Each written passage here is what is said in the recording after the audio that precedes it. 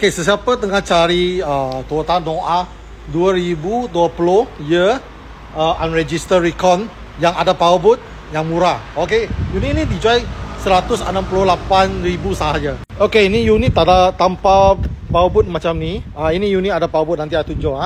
Ini unit yang saya cakap mileage dia tak banyak, 12,000 lebih sahaja. Rim dia sudah upgrade 17 inci. Kalau original dia macam ni, hanya 16 inci. Dia sudah upgrade 17 inci Japan rim. Okay, so you nampak dia ada door wiser.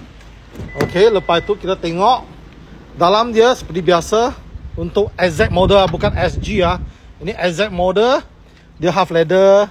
Okay, tapi dia punya carpet sudah tukar brown color lah. Ada sikit nampak brown lah.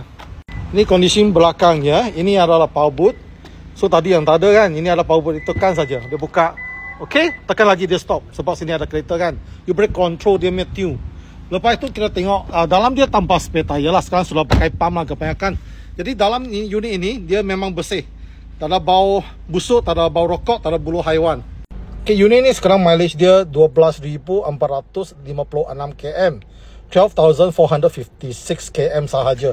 Dia 4.5 grade Ada dua power door dan power boot. Okay, ada yang datang tanpa power boot. Okay, unit ini boleh cuba high loan 9 tahun. Sesiapa tak confident dengan loan, boleh lodge Kento. Kento boleh janji, first thing, Kento tak adjust mileage, Kento tak tukar report palsu, Kento akan bayar cukai penuh.